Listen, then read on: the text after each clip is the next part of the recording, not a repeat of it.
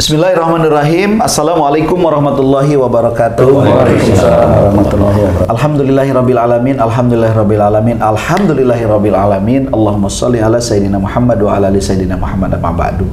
Sedulur beriman yang rahmati Allah Subhanahu wa taala, alhamdulillah kita bisa berjumpa lagi di acara yang mungkin sudah ditunggu-tunggu sama sedulur semuanya.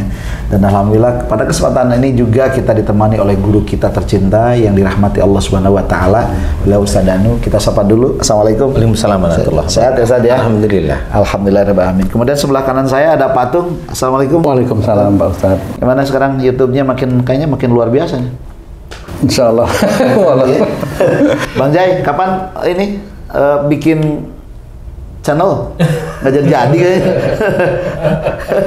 Doakan aja sama. Tapi sehat ya Bang Jai ya? Oke, alhamdulillah semua sehat nih seluruh, alhamdulillah. Nah, pada kesempatan kali ini mudah-mudahan apa yang disampaikan oleh guru kita nanti ini menambah satu ilmu untuk meningkatkan keimanan dan ketakwaan kepada Allah. Karena itu sih harapannya dari setiap pertemuan itu meningkat iman, meningkat kebaikan, ya, jadi orang-orang yang soleh di mata Allah Subhanahu wa taala. Nah, tema kali ini yang berhubungan dengan satu keinginan setiap orang tua itu berharap bahwa anaknya itu menjadi anak yang soleh. Makanya kan selalu berdoa Rabbana hablana min azwajina wa dzurriyyatina qurratul a'yun waj'alna lil muttaqina imama. Kan itu. Karena orang tua berharap itu. Nah, kemudian memang punya anak yang soleh itu adalah aset. Kenapa? Karena Rasulullah pernah mengatakan, idza mata ibnu Adam in qata'a amaluhu illa min thalathin, shadaqatun jariyah, ilmun yuntafa'u bih, aw waladun shalihun yad'ulah. Jadi yang terakhir nih. Jadi aset yang luar biasa. Maka dari itu berarti kan betul setiap harapan kita ini ingin memiliki anak yang soleh dan solehah, yang nurut, yang manut anaknya sama kita, sama orang tua gitu kan. Tapi masalahnya bagaimana ini loh masalahnya. Bagaimana gitu. Padahal kan kita udah nasehatin, udah ini, bahkan mungkin ada pakai rotan nasehatinnya. Karena saking anaknya ingin baik. Nah, sekarang kita akan coba dengar dari guru kita. Triknya seperti apa sih supaya anak itu nurut sama kita? Apakah juga ini karena masa lalu kita juga? Bisa jadi kan? Nah, ini kita akan dengarkan saja dulu. Silakan Ustadz mengenai pertanyaan tadi, bagaimana caranya supaya anak itu nurut sama orang tuanya? Ya. Bismillahirrahmanirrahim. Assalamualaikum warahmatullahi wabarakatuh. Waalaikumsalam warahmatullahi wabarakatuh. Amin ya rabbal alamin. Amin ya rabbal alamin. Jadi kalau anak nurut sama orang tua sama orang tua itu sebenarnya ini hanya menurut saya hanya ungkapan aja ya Ustaz. Ya, maunya kalau bilang itu anak itu soleh gitu. Soleh, ya. Ya kan gitu ya. Betul. Kalau nurut sama orang tua, pengen orang tuanya begitu, tapi nggak taunya orang tuanya masih dolim. Nah kan nggak bisa ya.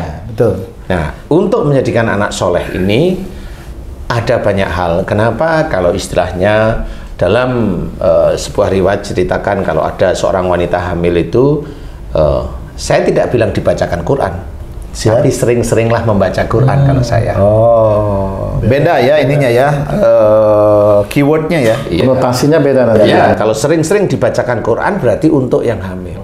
Tapi kalau sering membaca Al-Quran, sering membaca Quran lillahi ta'ala. Untuk amal Seperti itu, sering-sering. Jadi di luar setiap harinya membaca Quran, sering membaca Quran itu niatnya lillahi ta'ala. Bacalah Quran. Kalau kita orang di luar, orang Arab, kita orang Indonesia, orang Afrika, orang Cina, orang Eropa, dibacalah juga tafsirnya agar faham. Nah, kenapa seperti itu? Ya memang memahami Quran itu tidak hanya cuma bacaannya saja, tetapi tafsirnya juga harus kita pahami. Sehingga nanti kita akan kemana? Pada saat seseorang yang hamil itu kita memahami ayat-ayat Quran, kemudian kita mengerjakannya satu demi satu walaupun kesulitan, kemudian kita juga berusaha mengerjakan sunnah-sunnah Rasulullah Muhammad SAW. Insya Allah dari situlah mulai anak yang ada dalam kandungan kita itu mengikuti pikiran ibunya walaupun ibunya tidak mengkhususkan untuk anaknya. Pembelajaran pertama itu. Pembelajaran pertama adalah dari situ atas izin Allah. Jadi beda kalau memang seseorang membaca Quran untuk. Bedanya di situ. Membaca Quran lillahi ta'ala. Baca aja tafsirnya, nanti ngerti kok. Kita disuruh apa oleh Allah Ta'ala. Pada saat diceritakan ada orang-orang kafir atau cerita tentang anak kaumnya Nabi Lut, Kan gitu ya. Kita harus paham bahwa kalau tahu pada waktu diceritain seperti itu kita langsung astagfirullahaladzim. Jangan sampai ini juga pada turunan-turunan kita. Allah Akbar. Pada saat kita membaca ceritanya tentang Musa, Nabi Musa dengan Fir'aun, kita tahu Fir'aun itu merasa dirinya Tuhan dan sebagainya. Kalau pas diceritakan ayat tersebut persoalan dengan Fir'aun, istighfar. Agar nanti anak yang kita kandung itu tidak mengikuti apa yang dilakukan oleh Fir'aun. Karena Fir'aun di zamannya Nabi Musa itu masih banyak Fir'aun itu di sini, dan nggak usah di orang-orang yang non Muslim, di orang Muslim itu banyak merasa dirinya itu Tuhan. Dia merasa dia nolong orang, itu kan merasa dirinya Tuhan. Dia merasa dia bisa bangun, nah itu dia merasa dirinya Tuhan. Kalau dia tidak saya tolong dulu, dia tidak begini, dia merasa dirinya Tuhan. Merasa lebih. Ya, merasa lebih seperti itu. Itu merasa dirinya Tuhan. Merasa ngerti ilmu agama, ini sama. Itu kan titipan Allah aja sebenarnya. Nah, dari situlah mulai perencanaan untuk si anak ini mateng walaupun tidak bisa sempurna. Mateng walaupun tidak bisa sempurna. Kemudian genetik dari ibunya, genetik dari ayahnya yang tidak baik, belajar untuk dimohonkan ampunan kepada Allah Ta'ala. Kalau ayahnya itu hobinya emosional, tersinggung, merasa pandai dan sebagainya, harus dia mohon ampun benar-benar dan berusaha untuk tidak lagi ya. Iya, tidak bertobat lah ya. Bertobatlah, tobatan nasuha. Bertobat betul-betul untuk tidak melakukan. Dan ibunya juga sama. Kepada siapa dulu ya sehari-hari ya di rumah. Jangan mengintimidasi pasangan. Jangan berani dengan orang tua. Itu sehari-hari harus kita kerjakan. Karena pada saat itu bayi dalam kandungan istrinya itu sampai nanti si anak dia lahir sampai akhir balik baru diputus dari sifat-sifat orang tuanya, mau sifat-sifat yang baik maupun sifat-sifat yang buruknya orang tua baru diputus. Nah, disinilah harus orang tua itu mendidik dari sejak kecil. Makanya dari saudara-saudara kita termasuk kita mengajak atau mendidik anak kita itu dekat kepada Allah Ta'ala, dipesantrenkan di sekolah-sekolah Islam, sampai diterbangkan ke Turki, diterbangkan di Mesir, diterbangkan di Saudi, Madinah atau Mekah atau di Lebanon, atau memang sekolah-sekolah Muslim yang memang itu dianggap bagus istilahnya, boleh silahkan. Nah, di titik inilah mulai kita memahami bagaimana anak itu bisa nurut lah, kasarannya nurut atau hormat kepada orang tua, atau lebih globalnya adalah soleh atau solehah di hadapan Allah Ta'ala. Nah, dari sinilah sebenarnya anak itu terbentuk.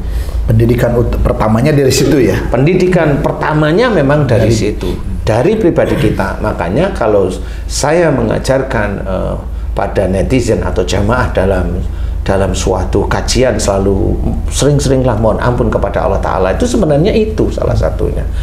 Sering-seringlah bersyukur kepada Allah Ta'ala. Wong kita itu kadang-kadang tidak minta sesuatu kepada Allah Ta'ala dikasih, tapi kita hanya cuma alhamdulillah sekedarnya, padahal yang dikasih itu nggak taunya berhari berbulan-bulan itu masih kita pakai. Tapi bersyukurnya hanya sekali, itu yang dianggap oleh Allah Ta'ala kurang.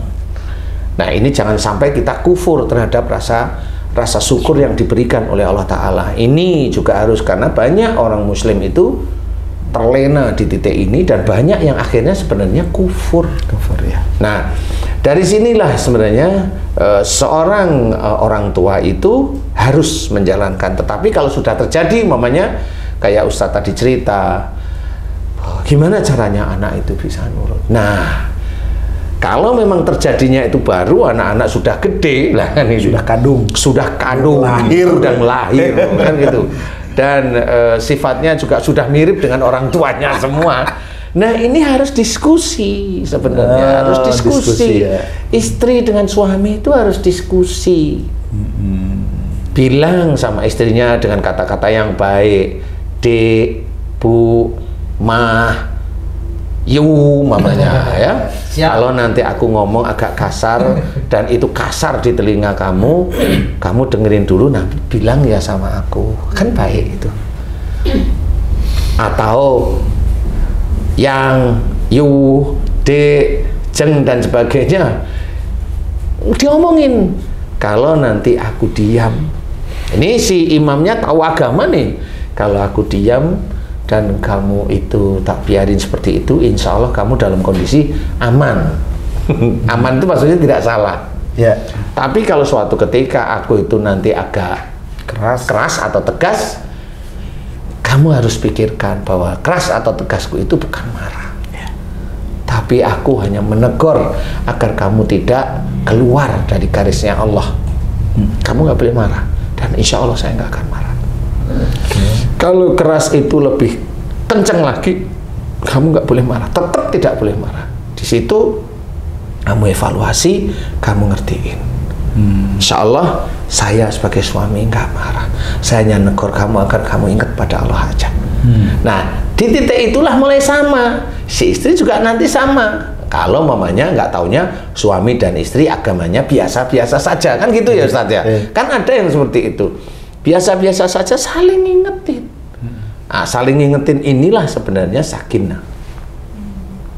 Itu akan berdampak juga kepada nanti akan berdampak pada saat dia sudah mulai bisa berkomunikasi dengan sehat dengan istrinya. Insya Allah dia mulai bisa berkomunikasi sehat dengan anak-anaknya. Kalau dilihat anaknya ada yang menurut dia itu tidak bisa diajak komunikasi, lah pertanyaan saya adalah kapan tidak bisa diajak komunikasi? Kemudian pada saat dia itu ngambek tidak bisa diajak komunikasi, perkataan di titik itu komunikasi itu apa saja? Kan tidak bisa ada anak saya nggak nurut, nggak tahunya dia sendiri yang ngomong sejak awal menjadikan anaknya yang bingung, nggak ngerti dia harus bagaimana. Saya harus bagaimana? Harus berkiblat kemana? Nah, akhirnya kan kalau dia ngomong disalahkan, akhirnya dia pergilah dia. Kan nggak bisa dikatakan anak saya nggak nurut. Padahal nggak tahunya itu sumbernya itu ya dari orang tuanya sendiri. Nah inilah yang harus dicari. Wasabihum fil amri, ini benar-benar harus dijalankan istilahnya. Musyawarah dalam segala urusan dunia. Musyawarah, jadi bukan ego kita yang harus dinomorsatukan. Tidak bisa. Musyawarah, kalau memang ini pengkerengan, coba cari hakam, coba cari orang yang adil di antara yang sudah kenal. Orang yang adil itu akan paham kok. Ini yang salah lagi kamu yang ini. Oh ini yang benar ini. Oh ini yang salah kamu, yang benar ini. Oh ini yang salah dua-duanya. Jadi ngerti nanti belajar dari situ, sehingga akan memperbaiki perilaku-perilaku yang tidak baik di hadapan Allah Ta'ala itu menjadi perilaku yang baik, perilaku yang Allah ridho, sehingga perilaku ini juga akan menjembatani kepada anak-anaknya. Kalau umpamanya anaknya udah gede, tahu umpamanya si ibunya itu selalu didolimi sama ayahnya, kan ada rasa benci. Baik. Ada rasa yang tidak nyaman di anaknya. Kalau orang tua atau si bapaknya itu selalu begitu, anaknya ngerti. Nah inilah yang bikin masalah di rumah.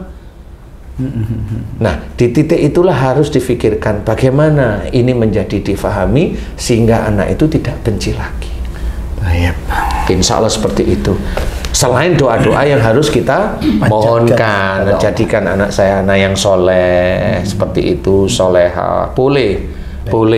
Kalau jadikan anak-anak saya yang sabar, itu nanti bisa banyak cobaannya. Banyak cobaan untuk anaknya seperti itu. Jadi tetap berdoanya pun karena Allah Ta'ala, bukan karena bukan karena ingin nafsunya dimunculkan. Nggak boleh seperti itu. Baik Gurunda. Ini sesi ini memang kita agak sedikit tidak terlalu panjang karena memang banyak kasus lah ya. Jadi banyak kasus yang terjadi di masyarakat. Tapi tadi sudah luar biasa tuh. Ada tiga hal yang saya tangkap nih Gurunda. Yang pertama, memang harus dari sejak di dalam janin, di dalam rahim ibunya itu adalah membaca Al-Quran, bukan dibacakan Al-Quran. Jadi ibunya, orang tuanya lagi membaca Al-Quran, kemudian pada saat menemukan ayat-ayat yang di dalamnya mungkin tentang cerita Fir'aun atau kesalahan segala istighfar kepada Allah. Kalau ada doa dari para nabi, aminkan. Nah, ini adalah salah satu cara supaya kelak terlahir anak yang soleh dan soleh. Insya Allah. Yang kedua, adalah kita menasehati anak ya karena kita sendiri mungkin. Karena balik lagi introspeksi lagi kepada orang tuanya. Kalau susah diomongin anaknya mungkin karena kita juga selalu berantem kan begitu. Maka berarti orang tuanya harus berkomunikasi, saling memaafkan, saling meridhoi. Yang ketiga adalah doa. Silahul mukminin adalah doa. Maka itu apalagi doa orang tua ya guru ya. Maka insya Allah mungkin dengan 3 hal ini mudah-mudahan harapan kita memiliki keturunan yang soleh dan soleha ini diwujudkan oleh Allah Subhanahu wa Ta'ala. Intinya lakukan semuanya karena Allah, bukan karena siapa-siapa. Mudah-mudahan bermanfaat. Terima kasih guru atas kebersamaannya. Pak Tum, Bang Zaid, terima kasih. Dan sampai jumpa lagi pemirsa semuanya. Akhir kata, assalamualaikum warahmatullahi wabarakatuh. Waalaikumsalam warahmatullahi wabarakatuh. Alhamdulillah.